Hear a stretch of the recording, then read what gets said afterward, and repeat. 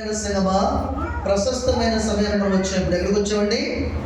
ప్రశస్తమైన చెప్పండి,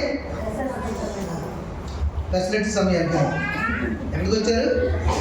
ప్రశస్తమైన సమయానికి వచ్చారు. మిమ్మల్ని నవ్వించాలని ఒకసారి ఆ మాట పలికాను నేను. పెసరట్టు అంటే నాకు చాలా ఇష్టం.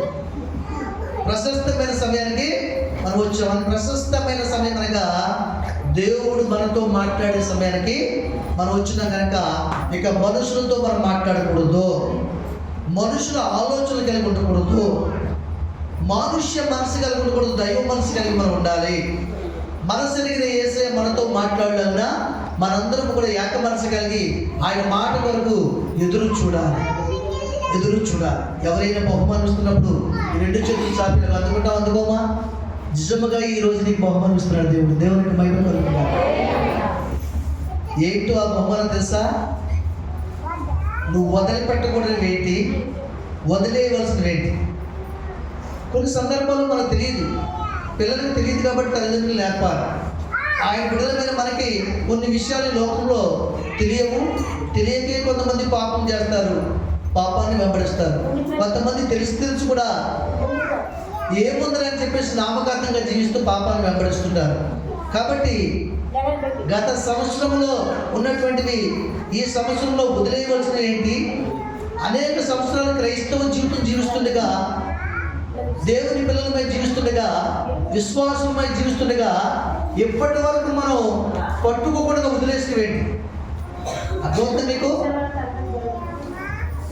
మనం పట్టుకోవలసినవి ఏంటి, వదిలిపెట్టకూడదు ఏంటి, వదిలేయవలసినవి ఏంటి, విడిచిపెట్టవలసినవి ఏంటి, విడిచిపెట్టకూడనివి ఏంటనే విషయాలే ఈ దినము దేవుడు మీకు బహుమానం ఇస్తున్నాడు. దేవునికి మహిమ కలుగును గాక. హల్లెలూయా.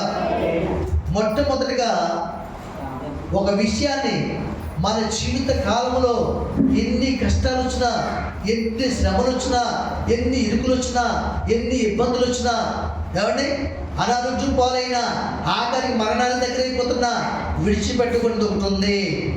అది ఏంటో తెలుసా? ప్రేమ.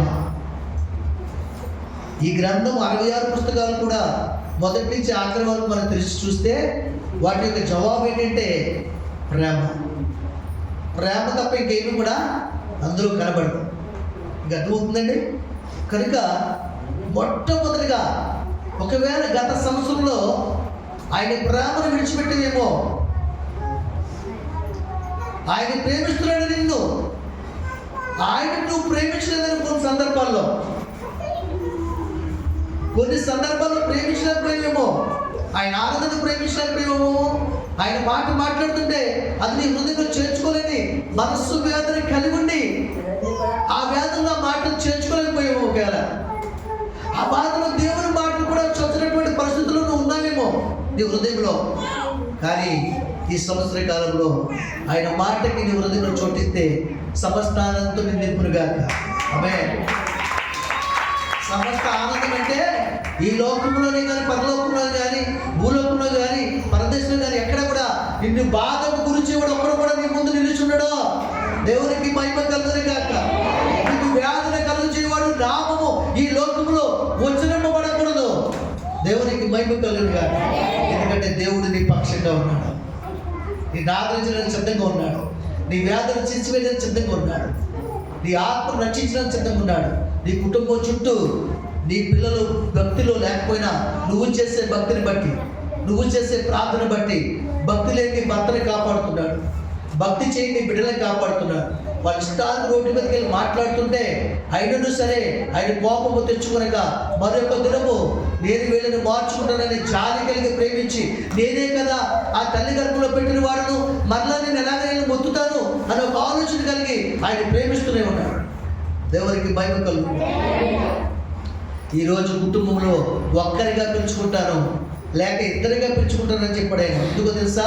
వారిని బట్టి, వారు చూపించే ప్రేమను బట్టి, వారు దేవుని ప్రేమించే ప్రేమను బట్టి ఆ కుటుంబంలో ఉన్నటువంటి బంధువులు, స్నేహితులు, రక్త సంబంధులు అందరూ రక్షింపబడాలి. పిల్లరా, ఒక సత్యాన్ని తెలియజేస్తాను. మీరు దానికి గింజ అవ్వచ్చు, బత్తాయి గింజ అవ్వచ్చు, కొబ్బరికాయ విత్తనం అవ్వచ్చు, తాటికి టెంక అవ్వచ్చు, ఏదైనా సరే ఒక విత్తనమే కోతుంటాం మనం, అవునా?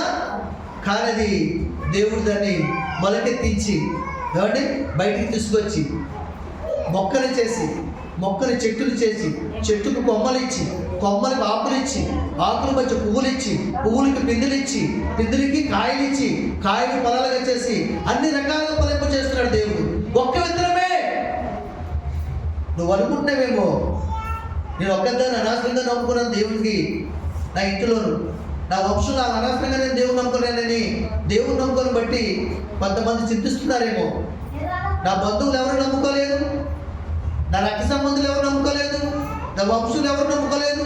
నేను నమ్ముకోని బట్టి నన్ను అందరూ దూషిస్తున్నారు, నాకు వేదన గురి చేస్తున్నారు, వేలెత్తి చూపిస్తున్నారు. వాళ్ళందరూ ఒక ఆనందంలో ఉంటే నేను ఒక ఆనందంలో ఉండవలసి వస్తుంది. వాళ్ళందరూ సంతోషంగా ఉంటే నేను దేని మనసు కలిగి ప్రార్థన చేయవలసి వస్తుంది దేనికోసం, కన్నీరు కాచవలసి వస్తుంది దేనికోసం అని అనుకోవద్దు. ప్రియ సహోదరుడు సహోదరి, ఎవరి రక్షణ వారిది, ఎవరి రక్షణ వారిది. కాబట్టి నీ సొంత రక్షణ నువ్వు కొనసాగించుకుని చెప్తాడు దేవుడు. 10 మంది పోరాటంలో నువ్వే గెలవాలి, గెలిచి అనేకల్ని ఆయన ఎదురు తీసుకురావాలి. బలవంతుడైనటువంటి దేవుడు నువ్వు కలిగి ఉండాలని దేవుడు జ్ఞాపకం చూస్తున్నాడు. ఎప్పుడు అలా అనుకోవద్దండి. కుటుంబంలో ఒక్కరిగానే పిలుచుకుంటాడైనా, లేక ఇద్దరిగా పిలుచుకుంటాడు. కానీ వీళ్ళేం చేయాలి తెలుసా? కుటుంబం అంతా దేవుని సంధికి నడిపించాలి. అదే దేవుని ప్రేమ. దేవుడు నిన్ను ప్రేమించాడు, నిన్ను పిలుచుకున్నాడు, పాపం నుంచి శాపం నుంచి విడిపించాడు. నువ్వు నీ సంబంధికులను ప్రేమించాలి, నీ పొరుగు వారిని ప్రేమించాలి, దేవుని ప్రేమను నడిపించాలి. వారి దగ్గర మంచి సాక్ష్యం కలిగి ఉండాలి, సత్ప్రవర్తన కలిగి ఉండాలి, యథార్థత కలిగి ఉండాలి, నీతి ప్రవర్తన కలిగి ఉండాలి. అది దేవుని ప్రేమను మర్చిపోకపోవడం అంటే అది మనం వదిలిపెట్టకూడదు. అదే దేనిని విడిచిపెట్టి పర్లేదు, కానీ దేవుని ప్రేమను మాత్రం విడిచిపెట్ట. ఎవరికి విరోధంగా ఉండే లోకంలో జీవించగలరు, కానీ దేవునికి విరోధంగా ఉండే జీవించగలరు. మరిగా చెప్పండి, దేవునికి ఎలా ఉండాలి? మనం మంచి స్నేహితులు వలె ఉండాలి, ప్రేమ కలిగిన కుమారుడు వలె ఉండాలి. మరిగా చెప్పండి, దేవుని ప్రేమించే కుమారులు మొట్టమొదటి వాడిగా మనం ఉండాలి. దేవునికి మహిమ కలుగును గాక. హల్లెలూయా. చూడండి ప్రకటన గ్రంథము. ఈ రోజు 2 విషయాలు చూపించి మీకు ముగిస్తాను. ఈ నెలంతా కూడా మనం వదలకూడదు ఏంటి, వదిలిపెట్టవలసినవి ఏంటి? మనం వదిలిపెట్టవలసినవి ఏంటి? పగ, ద్వేషము, కలహము, కయ్యములు, ఏమండి కలవరంతో ఉన్నటువంటి హృదయము, చెడు సాంగత్యము, దుష్ట సాంగత్యము, దుర్వ్యాపారము, మద్యపానీయం, ఏమండి చుట్ట, బీడి, సిగరెట్, ఖైదీ, ఏమండి ఎదుటి వారి గురించి అసూయపడ్డం, ఇలాంటి ఆలోచన విధానం అంతా కూడా విడిచిపెట్టేయాలి. అవే నిన్ను చుట్టూ ఉండి నీకు ముడ్ల పదలవలండి, నేను ఎదగలవట్లేదు. అవి ఆ సత్యం తెలుసుకో. చూడండి, కలుపు మొక్కలు ఎందుకు తింటారు? సేవ వేసిన తర్వాత, వరి వేసిన తర్వాత కలుపు మొక్కలు ఎందుకు పట్టుల సమయంలో వేసిన మందు కలుపు మొక్కలు తినకుండా వరి దుబ్బు తీసుకోవాలని, మంచి ఫలాన్ని ఇవ్వాలని మందు వేసి ముందు తీస్తారు, తీరా ఎరువేసి ముందు తీసేస్తారు. కలుపు తీసాక ఎరువేస్తారు. కలుపు తీసుకుని బుద్ధిగిరిలు వేస్తారు. బుద్ధి మందులు ఏం చేస్తాడు? కలుపు తీసిన తర్వాత ఎరువు వేస్తాడు. ఎందుకంటే కష్టార్జితం వ్యర్థం కాకూడదు. ఏ చేనైతే నాటాడో ఆ చేను తీసుకుని మంచి పంటను ఇవ్వాలి కదా. అలాగే నీ చుట్టూ ఉన్నటువంటి శ్రమలు కానీ, ఇరుకులు కానీ, ఇబ్బందులు కానీ, వేదనలు కానీ ఎందుకు నీ హృదయాన్ని బాధిస్తున్నాయంటే నీ హృదయంలో ఉన్నటువంటి కలహము, పగ, ద్వేషం, కలవరం, అసూయ, కక్ష, కార్పణ్యం, చెడుని నీ హృదయం ఎత్తుకోవడం, దేవుని వాక్యాన్ని విడిచిపెట్టడం, దేవుని ప్రేమను నిర్లక్ష్యం చేయడం, ఆరాధన నిర్లక్ష్యం చేయడం, ప్రార్థన నిర్లక్ష్యం చేయడం, నీ గృహంలో ప్రార్థన లేకపోవడం, నీ హృదయంలో ప్రార్థన లేకపోవడం, తీర్మానం లేకపోవడం, ఇవన్నీ కూడా ముళ్ళ పొదలే. అవి నీ చుట్టూ పూసేస్తున్నాయి. నువ్వు వెనకలుగుతావు జీవితంలో. వాటిని తీసివేసుకోవాలి, వాటిని విడిచిపెట్టేయాలి. అతిక్రమం దాచిపెట్టినవాడు వర్తిల్లడు, వాటిని ఒప్పుకుని విడిచిపెట్టినవాడు దేవుని ఆశీర్వాదాన్ని కృపనే కరికరములు ప్రేమను పొందుకుంటాడు. దేవునికి మహిమ కలుగుతాడు. కనుక ప్రియమైన దేవుని సంగమా, మీకు మొట్టమొదటి మాటలు చూపిస్తాను. మొట్టమొదటిగా మనం వదలకూడదు, విడిచిపెట్టకూడదు ఏంటంటే ప్రకటన గ్రంథము 2వ అధ్యాయం చూడండి. ప్రకటన గ్రంథము 2వ అధ్యాయం 5వ వచనం చూడండి. నీవు ఏ స్థితిలో నుంచి పడిపోతావో అది జ్ఞాపకం చేసుకుని మారు మనసు పొంది ఆ మొదటి క్రియలను చేయము. అట్లు చేసిన నీవు మారు మనసు పొందితేనే సరి, లేనిలా నీ యొద్దకు వచ్చి నీ దీపస్తంభమును దాని చోట నుండి తీసివేతిని.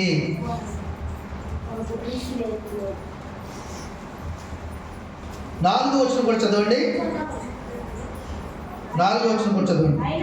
అయినను మొదట నీకుండిన ప్రేమను నీవు వదిలించమని నేను నీ మీద తప్పు ఒకటి మోపవలసింది. చాలండి. సరే, మొదట నీకున్న ప్రేమ నువ్వు వదిలిపెట్టేసావు. ఎవరి మీద ఉన్న ప్రేమ చెప్పండి? దేవుని మీద ఉన్న ప్రేమ వదిలిపెట్టేసావు. వదిలిపెట్టేసి నీ ఇష్టాన్ని నువ్వు జీవిస్తున్నావు. నీకు ఇష్టం వచ్చినప్పుడు ఆరాధనకు వస్తున్నావు, నీకు వీలు కలిగినప్పుడు ఆరాధనకు వస్తున్నావు, నీకు ఏ పని లేకపోతే ఆరాధనకు వస్తున్నావు. వచ్చిన తర్వాత మనుషులతో సంభాషణ పెట్టుకుంటున్నావు, దేవుని వాక్యాన్ని నిర్లక్ష్యం చేస్తున్నావు, దేవుడు నీతో మాట్లాడాలని ఆశపడుతుంటే ఆయన మాటలు జారబడి చేస్తున్నావు. కాబట్టి నీ మీద ఒక నేరము మోపవలసి ఉంది. ఏమండి, నేరాలు ఎవరు మోపుతారు చెప్పండి? నేరం ఎవరు మోపుతారు? మనకి విరోధైన వారు మన మీద నేరం మోపుతారు. అవునగా చెప్పండి. ఏమండి, మనకి పెట్టిన వాళ్ళు మన మీద నేరము మోపుతారండి. మనకి శత్రువులైన వారు మన మీద ఏదో ఒక నేరం మోపి మనల్ని నష్టపరచాలని చూస్తారు. అవునా? కానీ దేవుడు సర్వాధికారి ప్రభు, ఆయన ప్రాణమంతా నీ కొరకు కల్పించి ఈ దినము నీ మీద నీ తండ్రి ఉండి అల్లారు ముద్దుగా నీ పెంచుకుంటూ సంరక్షిస్తూ కాపాడుతూ జీవనం నుంచి ఆదుకుంటూ నీకు ఉత్తరం ఇస్తూ జవాబిస్తూ నీ కష్ట నష్టాలైన ఆయన ఆలోచన చేసి వాటన్నింటినీ కూడా తీరుస్తూ నీ బిడ్డలు పెంచుతూ పోషిస్తూ నీకు కావాల్సిన అవసరం తీర్చుతూ కూడా ఈ దినాన్ని ఒక నేరం నీ మీద మోపవలసింది. ఎందుకంటే నీ బిడ్డల కార్యములు తలపెట్టి ఆ రోజు దేవుని ప్రేమను విడిచిపెట్టి వాళ్ళు ఏదో చేయాలని, వాళ్ళకి ఏదో కూడబెట్టాలని, కష్టార్జితాన్ని ఆస్వాదించాలని, వాళ్ళని ఆశీర్వాదకరంగా చూడాలని దేవుని దినమును విడిచిపెట్టి వేరొక పనికి వెళ్తున్నారు. ఆలోచించి నరులు కష్టార్జితం చేత ఆశీర్వాదం ఎక్కువ కాదంట, దేవుని కృప వలన ఆశీర్వాదము ఎక్కువగా కంటే. దేవుని స్తోత్రం. ఎంతకాలం కష్టపడితే నువ్వు ఒక మంచి గృహాన్ని కట్టగలవు? ఈ కష్టపడినంత ఒక మట్టికి చేరేసినప్పటికీ వాళ్ళు ఒకరోజు మళ్ళీ ఏర్పాటు చేస్తున్నారనుకో, ఇదంతా దానికి పోతుంది. కానీ రాకుండా కాపాడమే దేవుని కృప. నువ్వు సంపాదించడానికి కూడబెట్టిన నీ మూలం వచ్చిన దేవుని కృప. ఆ దైత్యులందరూ ఎందుకు నీకు వచ్చే ప్రతి ఒక్క వ్యాధిని, ప్రతి ఒక్క బాధని, బిడ్డలకు వచ్చే శ్రమని కూడా ఆయన దూరం చేసి ఆయన వెనకకి విసిరివేసి నిన్ను కాపాడుతూ నువ్వు కష్టార్జితాన్ని ఆస్వాదించడమే ఆయన కృప. అది వైద్యుల దగ్గర కానీ, వ్యాధులు వాళ్ళు బాధపడి ఔషధంతోనే కానీ అది ఖర్చు చేయకుండా నీ కష్టార్జితాన్ని దేవుడు ఆస్వాదిస్తాడు. నిత్యంగా నీ చేతుల కష్టార్జితాన్ని అనుభవిస్తాడు. ఎప్పుడంటే ఆయనకు ప్రధాన ఇచ్చినప్పుడు, ఆయనను ప్రేమించినప్పుడు. ఆయనను ప్రేమించాలి. ఆయనను ప్రేమించే మనసుకి లేకపోతే ఎవరిని ప్రేమించలేవు. కానీ నువ్వు ప్రేమిస్తావు. ఎవరిని ప్రేమిస్తావు తెలుసా? నీ భర్త ఎంత త్రాగుబోతుడైనా ప్రేమిస్తావు, ఎన్ని పురుగుతులు గుర్తున్నా ప్రేమిస్తావు, నీ పిల్లలు ఎంత అధిక అవమానం తెచ్చి నువ్వు ప్రేమిస్తావు. నేను ప్రేమించుకున్నది అట్లేదు. నీ బిడ్డలని ప్రేమించడానికే దేవుడు ఇచ్చాడు. నీ భర్తను ప్రేమించమనే, ఆయన లోబడమనే దేవుడు నీ భర్తను ఇచ్చాడు.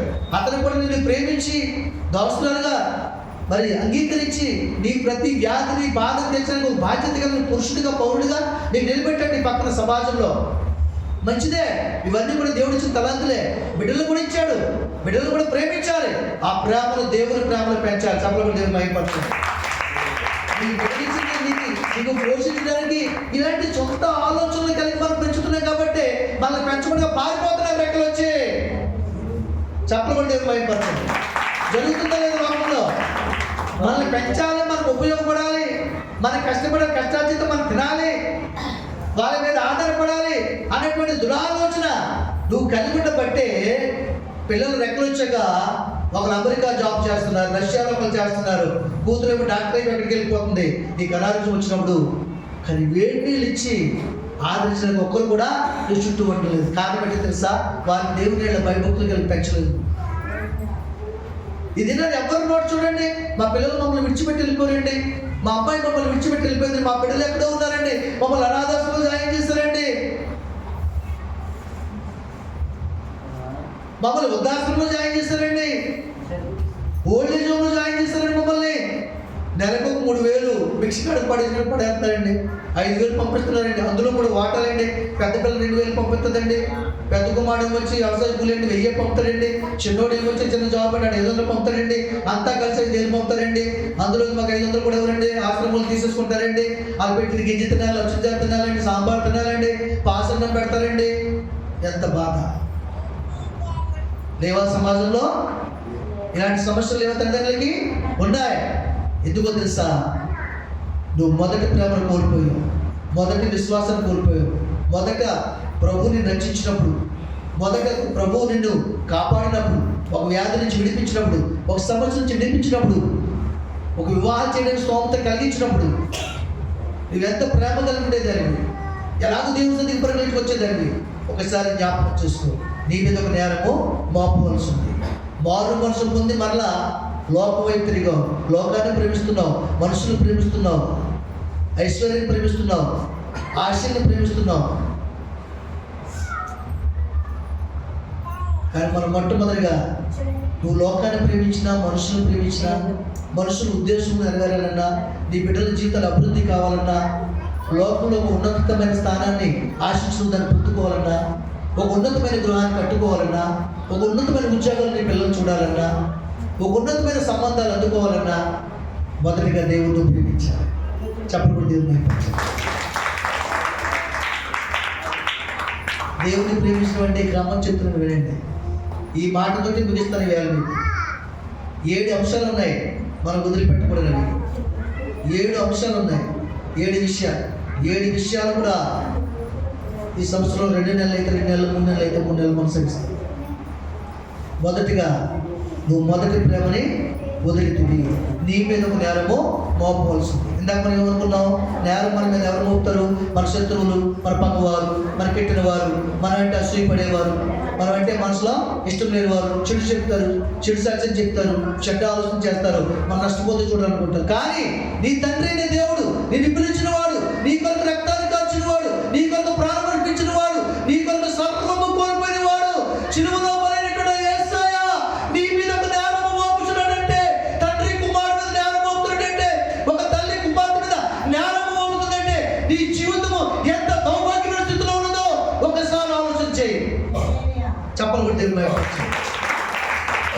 నిన్ను నువ్వు ప్రశ్నించుకో, నన్ను నేను ప్రశ్నించుకుంటా. 2-3 సంవత్సరాలు కువైట్ పంపించిన దేవుడు నిన్ను కాచి కాబట్టి తిరిగి తీసుకొచ్చినందుకు రుచితో పెట్టుకున్నావా? ఎల్లో గుడి పెట్టుకున్నావా? నీకు ఇష్టమైతే పెట్టుకుంటావు, లేకపోతే లేదు. అందుకనే కార్యం మధ్యలోనే ఆపు తిరిగి తీసుకొచ్చిన ఆయన. సత్యములు తెలుసుకోండి, ఇది విమర్శన కాదు. నువ్వు వదలొద్దు దేవుణ్ణి. నువ్వు వెళ్ళేటప్పుడు కృతజ్ఞత ప్రార్థన పెట్టుకునేళ్ళు. క్షేమం ఉంచుతాడు దేవుడు నీకు. మరలా యాకోబుకి ఇచ్చిన వాగ్దానాన్ని, ఇదిగో నీ స్వజనులు ఎందుకు, నీ బంధువులు ఎందుకు, నీకు క్షేమముగా నీవు ఏ ఆరోగ్యంతో వచ్చావో, ఏ సమస్యలు వచ్చావో ఆ సమస్యను పరిశీలించి నీ కష్టాన్ని ఆకర్షించి నీ పిల్లలు నీ భోజనం బల చుట్టూ ఒలివ మొక్కల వల్ల ఉండినట్లుగా నేను కాచి కాపాడి మరలా వాళ్ళ యొక్క నేను చేరుస్తాను. ఆరాధన పెట్టుకుని వెళ్ళు, ఆయన ప్రేమించి వెళ్ళు, ఆయన ప్రేమలో భద్రము చేయబడు. దేశం వెళ్తున్నావు, అక్కడ ఎవరి చేతులు ఏమైపోతావో తెలియదు, ఎవరు ఏ ఆది చేస్తారో తెలియదు. అయ్యో శవుడిపోతే ఎంత బాధ, దేవునికి అవమానం, బిడ్డలకి గుండె బాధ, భర్తకు వేదన, ఎంతమంది ఆత్మనాథలు మనం వింటున్నావు. ఒకసారి చెప్పండి, మీరు వచ్చిన తర్వాత కూడా కృతజ్ఞత కూడా పెట్టుకో. ఎంత అయిపోతుంది నీకు? నీ రెక్కల కష్టాలతో వెళ్ళిన తర్వాత కనీసం 2 సంవత్సరాలు అంటే నెలకు 25,000 అంటే 6 లక్షల రూపాయలు ఆదాయం సంపాదిస్తున్నారు.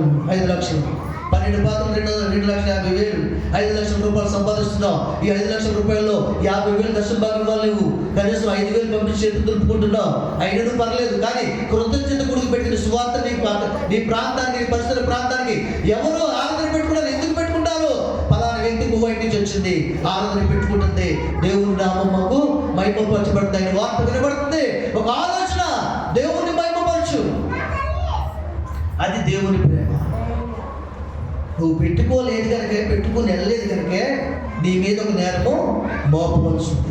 ప్రతి దినము లేచిన వెంటనే ప్రార్థన చేయమని చెప్తున్న దేవుడు. నువ్వు ప్రార్థన చేయట్లేదు. పాస్టర్ గారు ప్రార్థన చేస్తారులే, సంఘ పెద్దలు ప్రార్థన చేస్తారులే, పాస్టర్ గారు ప్రార్థన చేస్తారులే, వారానికి ఒకసారి వస్తున్నారు కదా, ఏదో కష్టం చెప్పాం కదా, వాళ్ళే చేస్తారులే. నేను చేస్తే నీకు ఇస్తాడు దేవుడు ఆశీర్వాదం, నువ్వు చేస్తే నీకు ఇస్తాడు ఆశీర్వాదం. కొన్ని విషయాల్లో మాత్రం నేను చేస్తే తప్పక ఇస్తాడు నీకు ఆశీర్వాదం. ఎప్పుడు ఆయన ప్రేమించే మనసు మీరు కలిగి ఉన్నప్పుడు మీరు చేస్తే అప్పుడు నీకు ఆశీర్వాదం ఇస్తాడు. పౌలా ఎందుకు నువ్వు కన్నీరు కాచి ప్రార్థన చేస్తున్నావు? ఎందుకు నువ్వు కన్నీరు కాచి వాక్యం చెప్తున్నావు? మరి ఏమాత్రం కూడా మనసులు పెట్టలేదయ్యా. నువ్వు పెట్టారని అనుకుంటున్నావు మనుషులు కనుక, పెట్టలేదని సంగతి నాకు తెలుసు. వాళ్ళ హృదయాలను చూస్తున్నాను, వాళ్ళ మనసులను చూస్తున్నాను, వాళ్ళ జీవితాలను చూస్తున్నాను. వాళ్ళ ఇంటి దగ్గర వాళ్ళ పిల్లలతో ఎలా మాట్లాడుతున్నారు, భర్తతో ఎలా మాట్లాడుతున్నారు, పొరుగు వారితో ఎలా మాట్లాడుతున్నారు, వాళ్ళ ప్రవర్తన ఏ విధంగా ఉందో, చెడిపోయిన సాంగత్యం కలిగి ఉన్నది నాకు తెలుసు. ఎందుకు నేను కన్నీరు కాస్తున్నావు? వారి కోసం కన్నీరు కాచు. నువ్వు కాచిన నేను వినను. చప్పలు కొట్టండి. ఇందాకే చెప్తున్నాడు ఆయన, ఆపత్కాల మందు నీకు ఇటు చూడండి సైతాన్ ఎలా కలిగించేస్తుంది. ఆపత్కాల మందు నీకు యెహోవా ఉత్తరం ఇచ్చును గాక, సీయోనుని ఆయనను ఆదుకొనును గాక. సీయోనుని ఆదుకుంటాడు ఆయన. ఆపత్కాల మందు ఉత్తరం ఇస్తాడు. అంత ప్రేమ కలిగిన దేవుడు. వాళ్ళ కొరకు మొరపెట్టండి, వాళ్ళ కొరకు ప్రార్థన చేసి, దాసుడా ఈ ప్రాణాన్ని ఇంటి వారి కొరకు ఆయాసపరచుకోవద్దని నాకు జవాబిస్తే నేను ఎలాగే ఆడవాలి చెప్పండి. నేను ఎలాగే ఆడవాలి చెప్పండి. నీ బిడ్డల విషయంలో నీతో దర్శించి దేవుడు మాట్లాడేది ఎందుకు? మాట్లాడాడు దేవుడు. దైవజనంతో మాట్లాడేదా? ఎవరైనా ఏలియాతో మాట్లాడేదా? ఏలియా నువ్వు ప్రార్థన చేయొద్దయ్యా, నువ్వు నాకు ఇష్టడువే, కానీ నా బిడ్డలు నేను ఇచ్చాను నీకు, ఆ బిడ్డలు నాకు ఇష్టమైన వారు కాదు. నా బిడ్డలు పాడు చేస్తారయ్యా. మందిరాన్ని చూస్తున్నాను, నువ్వు చూడలేదు, నేను చూస్తాను. నువ్వు అనుకున్న వాళ్ళు భక్తి కలిగి ఉన్నారనుకుంటున్నావు. నువ్వు వాళ్ళ భక్తి లేదయ్యా. వాళ్ళ రక్తం ఉంది, శరీరాశ, నేత్రాశ, జీవడం ఉంది, వ్యవసాయ సంబంధమైన మనసు కలిగి ఉన్నారు వాళ్ళు. నేను చూశాను కాబట్టి వాళ్ళ లెక్క చూసేసాను. మెనీ టేక్ లో పర్సన్స్ వాళ్ళ లెక్క చూశాను నేను. వాళ్ళ కోసం ప్రార్థన చేయొద్దు, వాళ్ళు చనిపోతున్నారు, మొరపెట్టొద్దు. నువ్వు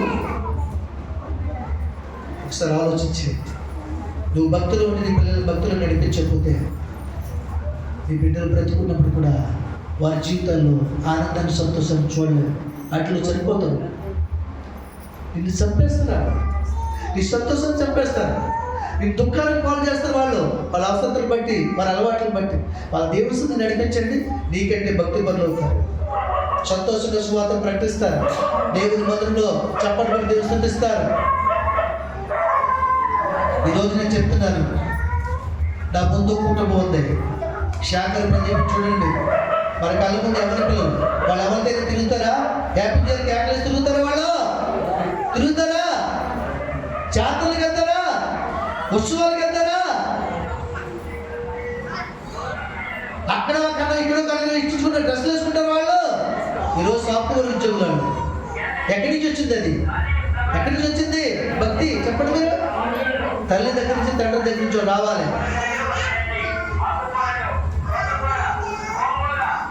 మన పిల్లలు ఎలా ఉన్నారు సార్ ఆలోచించు. ఇది విమర్శన కోసం చెప్పట్లేదు. పట్టింటాడు 60 సెంటీమీటర్లు ఎల్సీడీ టీవీ తెచ్చుకుంటే నువ్వు 120 తెచ్చుకోవాలని ఆలోచన చేస్తావే, మంచిదే. మరి పక్క పిల్లలు భయపడుతుంటే నీ పిల్లలు ఎందుకు భయపడుతుంది పెంచట్లేదు? మొదటి ప్రేమను విడిచిపెట్టావు. దేవుడిని ప్రేమించి పిల్లల్ని ఇచ్చాడు, దేవుడిని ప్రేమించి భర్తలు ఇచ్చాడు, దేవుడిని ప్రేమించి కుటుంబాన్ని ఇచ్చాడు, దేవుడిని ప్రేమించి గృహాన్ని ఇచ్చాడు, దేవుడిని ప్రేమించి నీ భర్తకు ఆలోచిస్తున్నాడు. దేవుడిని ప్రేమించి నీ పిల్లలకు వాళ్ళు చేశాడు, ఎన్నెన్నో చేశాడు దేవుడు. ఇల్లు నేను కట్టగలనా? ఈ పెళ్లి నేను చేయగలనా? అలాంటి వస్తువు నేను కట్టుకోగలనా జీవితంలో అన్నప్పుడు అంతకంటే విలువైన వస్త్రాలు ఇచ్చాడు నీకు దేవుడు. చెప్పండి, దేవుడు మైపరిచి. దయచేసి దేవుడి ప్రేమను విడిచిపెట్టద్దు. మనుషుల్ని ప్రేమించొద్దని అంటున్నాను, ప్రేమించండి, కానీ దేవుడిని ఎక్కువగా ప్రేమించండి. ఉదయాన్నే లేచినట్టే ప్రార్థన చేయండి, బైబిల్ చూడండి, వచ్చిన రాకుండా బైబిల్ కనులారా చూడండి, మనసారా చూడండి, చదవకొచ్చిన రాకుండా అది నేను కాపాడుతుంది. ఆయన వాక్యం చూస్తే ఆ వాక్యం కళ్ళకి ఏమవుతుంది? బాసికం వలె, త్రోవలు వెలుగు వలె కాపాడుతుంది. ప్రార్థన చూసుకోండి. ఈ దినమంతా తండ్రి నువ్వు బ్రతికించావయ్యా, నీ కృప కనికరం తోడుగుచ్చి నడిపించు. దాన్ని నడిపించు దేవుడు. నా బిడ్డలను కాచి కాపాడండి, నా భర్త బతికినప్పుడు కాపాడండి. వాళ్ళు భయంకరమైన పనులు చేస్తున్నారు ఆయన, ఇస్తారు వాళ్ళు కాపాడండి ఆయన. క్షేమంగా మన మధ్యకి నడిపించింది ఆయన. సాయంత్రం మేము అందరం కలిసి మరలా మోకరించి ప్రార్థన చేసుకుంటాం తండ్రి. ఒక మాట ఉండిపోతుంది, ఇటు ప్రేమ నువ్వు కలిగి ఉండాలి. ప్రార్థనా ప్రేమ, విశ్వాస ప్రేమ, అర్పణ ప్రేమ. ఎంత వచ్చినా ఎటు వెళ్ళిపోతుంది? ఎటు వెళ్ళిపోతుంది? గాలికి వెళ్ళిపోతుందా? చెప్పండి. సొమ్ము గాలికి వెళ్ళిపోతుందా? చెప్పండి. డబ్బు గాలికి వెళ్ళిపోతుంది. ఆ చేతిలో 50 రూపాయలు నోటు ఉంది, దీన్ని చూసినట్టు ఏమవుతుంది? గాలికి వెళ్ళిపోతుంది. నిజమే, ఫ్యాన్ గాలికి వెళ్ళిపోతుంది కదా. గట్టిగా పట్టుకుంటే వెళ్దా. ఈ రోజు ఇది గట్టిగా పట్టుకుంటే నీ చేతిలో ఉన్న ధనం కానీ, ఐశ్వర్యం కానీ, నీ జీవితం కానీ, నీ బిడ్డల గౌరవం కానీ, వాళ్ళ చదువులు కానీ ఎక్కడికి పోవు. నీ అంతటి నిన్ను ఆశీర్వదిస్తాయి, నిన్ను పులకింపజేస్తాయి, నిన్ను సంతోషింపజేస్తాయి, నిన్ను ఆనందింపజేస్తాయి. గొప్పవాడిగా దేవుని కృప వల్ల అవునుగాక. ఆమేన్. అలాగే ఉంటారు ముద్దపప్పుల్లాగా, రాయి ముద్దలాగా. ఆమేన్ చెప్పండి. ఆమేన్. కనుక ప్రియులారా, గట్టిగా పట్టుకోవాలి మన వాక్యాన్ని. దేవుని ప్రేమ మన హృదయం బదులు చేసుకోవాలి. ఈరోజు రెట్టింపు ఖర్చు పెట్టగలుగుతున్నాడంటే, ఖర్చు పెట్టగలుగుతున్న దేవుడి సందులో నేను దేవుని ప్రేమించి బట్టి ఖర్చు చేయగలుగుతున్నాను. ఒక ఆదివారం వస్తే చాలనుకున్నాను నేను. మొదటి ఆదివారం ఆర్కెస్ట్రా, ఇక అన్ని ఆదివారం రప్పించాలి. దేవుని ప్రేమ కదా. ఆ డబ్బులు నాకు మిగలవా? బాబులు దైవజాన్ని పిలిచేసి ఈ సందులో ఆరాధన చేసేందుకు విశాఖపట్నం సేవకులు రప్పించుకునిగా, అట్టాసం చేయమనిగా, మన సంఘటన భోజనాలు పెట్టేసుకుని చాలా మంది దైవజాలు సంపాదించి ఎకరాల పొలాలు కొనుక్కున్నారు. నాకు కళ్ళ ముందు ఉన్నవారే. కానీ నాకు కావాల్సింది ఏం తెలుసా? మరణ పర్యంత వరకు నా ప్రేమ ఒకటే. ఎప్పటికీ నా ప్రేమ సన్నగిలేదు, ఎప్పటికీ కూడా నా ప్రేమ సన్నగిలేదు ప్రియులారా. ఎప్పటికీ కూడా నా ఆరాధన క్రమం కానీ, నా విశ్వాసం కానీ, నా ఉద్దేశములు కానీ, దేవుని పట్ల నాకున్నటువంటి ఆలోచన విధానం కానీ ఏది కూడా దేవుడి సందులో సన్నగిలేదు. ఏది కూడా సన్నగిలేదు పిల్లరా. దేవుడి సందులో ఈ లోకంలో చెడు గురించి మనం ఆలోచన చేస్తాం, కానీ మనలో ఉన్న చెడు కూడా మనం జ్ఞాపకం చేసుకోవాలి. దాన్ని వదిలే మంచి నత్తుకు దేవుని ప్రేమలో కొనసాగి. నీ మీద ఒక నేరం మోపవలసింది అంటాడు మా తండ్రి అయిన దేవుడు. మనందరి మీద ఒకవేళ ఇస్తుంటే దాన్ని విడిచిపెట్టి, ఏది విడిచిపెట్టేది? ప్రార్థన చేయలేని మనసు ఉంటే, దేవుని ప్రేమించలేని మనసు ఉంటే, దేవునికి ఇవ్వలేని మనసు ఉంటే, మొదటి ప్రార్థన మొదటి స్థానానికి ఇవ్వలేని మనసు ఉంటే, నీ బిడ్డల్ని దేవుడి సన్నిధిలో పెంచే మనసు లేకపోతే దాన్ని విడిచిపెట్టి కలిగి ఉండడానికి ప్రయత్నం చేయి. ఏమంటే ఈ దినాన్ని మన మధ్య కుటుంబాన్ని ఎందుకు చూపించాడు దేవుడు? ఏమండి అవి కూడా ప్రతి శుక్రవారం వస్తాడు దేవుడి సన్నిధికి. ఏమంటే ప్రతి ఆదివారం వస్తాడు. ఈ సంవత్సరంలో ఏ ఆదివారం కోల్పోవద్దు. కోల్పోయేవా నేరము మోపవలసి వస్తుంది. చెప్పండి. ఎవరు మోపుతారు నేరం? మనుషులు నేరం మోపారనుకో, మనుషులు కేసు పెట్టారనుకో, అబద్ధాన్ని నిజం అబద్ధం చేసి కేసు పెట్టారనుకో, డబ్బు ఖర్చు పెట్టి అబద్ధ సాక్షులు కూడా పెట్టి తప్పించుకోగలం. కానీ దేవుడే నేరం మోపితే తప్పించుకోగలమా? న్యాయస్థానాలు, న్యాయాధికారాలు, న్యాయాధిపతులు, సమస్త జనులు, సమస్త సృష్టి ఆయన చేతిలో ఉంది. ఆయన నేరం మోపితే ఎవరైనా తప్పించగలరా? తప్పించలేరు. మనమే తప్పించుకోవాలి. విజ్ఞాపన ప్రార్థన చేసి, తిరిగి నలిగిన మనసు కలిగి ప్రార్థన చేసి, నిబంధన చేసుకుని, వడంబక చేసుకుని ప్రార్థన చేయాలి. చేసి ఒప్పుకోవాలి, విడిచిపెట్టాలి. మనం వదలకూడదు దేవుని ప్రేమ. నీ భర్త ఎంతకాలం ప్రేమిస్తాడు? కొంతకాలం ప్రేమిస్తాడు. బిడ్డ పుట్టినంత వరకు ఒక ప్రేమ, బిడ్డ పుట్టిన తర్వాత మరొక ప్రేమ, వాళ్ళు ఎదిగితే మరొక ప్రేమ. ఈ ప్రేమ చల్లారిపోతుంది. కానీ నా యేసయ్య ప్రేమ ఎప్పుడు చల్లారదు. ఎందుకో తెలుసా? తల్లిదండ్రుల ప్రేమ కన్నా భిన్నమైనది నా యేసుని ప్రేమ. బంధువుల ప్రేమ కన్నా బలమైనది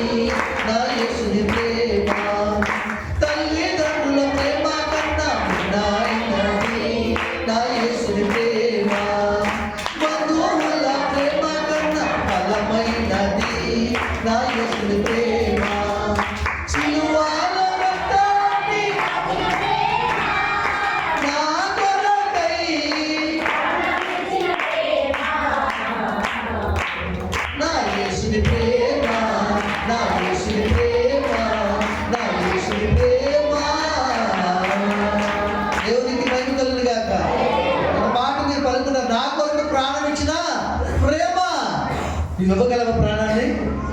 నీ భర్త కోసం ఇవ్వగలవా? నువ్వు ప్రేమించే భర్త కోసం నువ్వు ప్రాణం ఇవ్వగలవా? నిన్ను ప్రేమించే నీ భర్త నీ కొరకు ప్రాణం ఇవ్వగలరా? మీరిద్దరు ఆనందిస్తులు కష్టపడి పెంచిన బిడ్డలు నీ కొరకు ప్రాణం ఇవ్వగలరా? నీ బంధువులు నీ ప్రాణం ఇవ్వగలరా? నా యేసయ్య ఆయన ప్రాణం ఇచ్చాడు.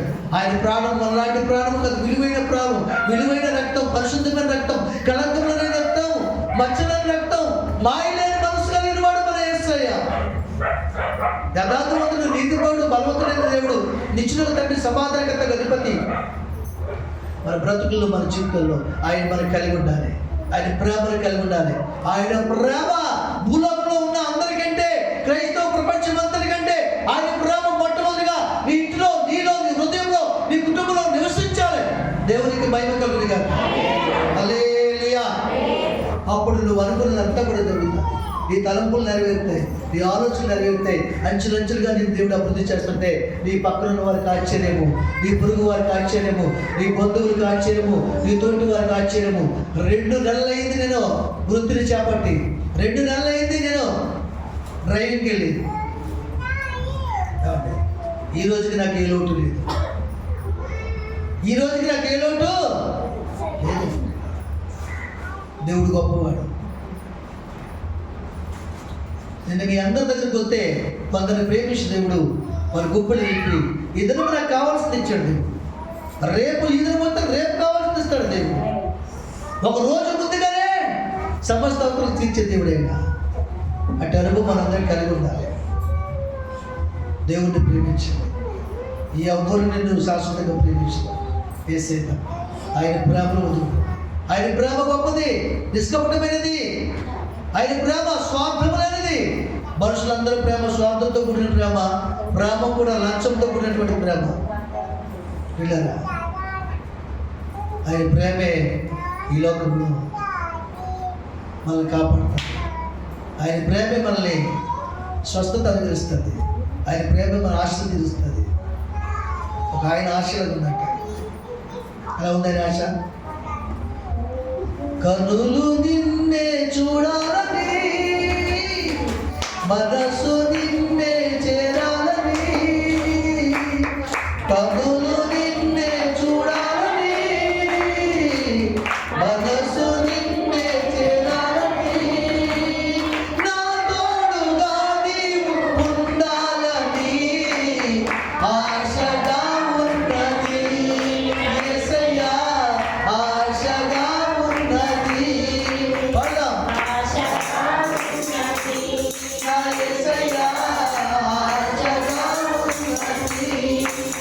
కనులు నిన్నే చూడాలని, మనసు నిన్నే చేరాలని.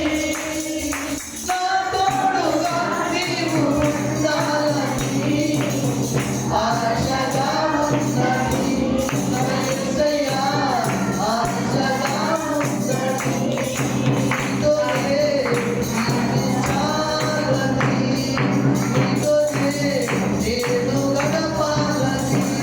నా యేసయ్యా, నీ ప్రేమలో నిలవాలని, నీ ప్రేమలో కొనసాగాలని ఆశగా ఉన్నది నా యేసయ్యా, ఆశగా ఉన్నది, ఆశగా ఉన్నది నా యేసయ్యా, ఆశగా ఉన్నది. దేవునికి మహిమ కలుగును గాక.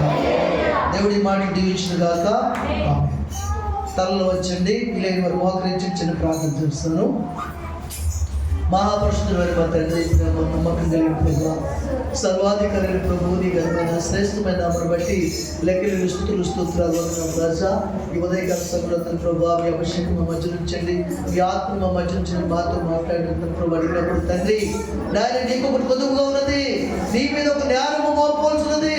నువ్వు మొదటి ప్రేమను కోల్పోయావు, మొదటి ఆనందాన్ని కోల్పోయావు, మొదటి ఆసక్తిని కోల్పోయావు, మొదటి సహవాసాన్ని కోల్పోయావు, మొదటి యథార్థతను కోల్పోయావు, మొదటి నీతి ప్రవర్తన కోల్పోయావు, మొదటి యొక్క భక్తిని కోల్పోయావు, మొదటి విశ్వాసాన్ని కోల్పోయావు మాట్లాడావు తండ్రి.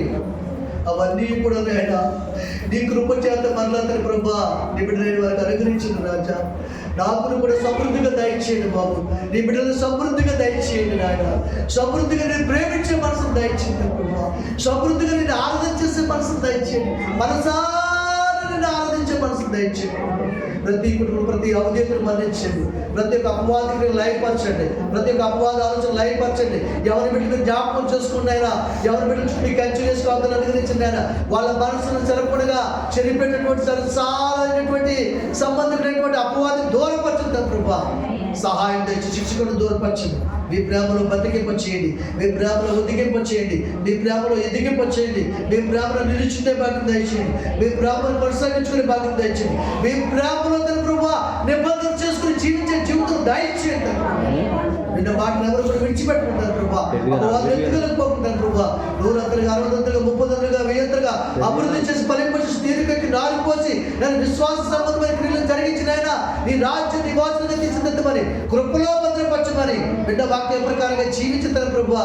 దాన్ని బిడ్డలుగా నామాన్ని మహింపరచని ప్రార్థన వెల్లడి చేసే మనసులో ప్రతి ఒక్కరికి దయచేయమని కృప చూపించి నడిపించమని మరలా మీకు కలుసుకున్నందుకు నీ సన్నిధి ఆత్మ తోడుకొచ్చి నడిపించమని యేసయ్య శ్రేష్టమైన నామమును బట్టి అడిగి వేడుకుంటున్నాను పరమ తండ్రి. ఆమేన్.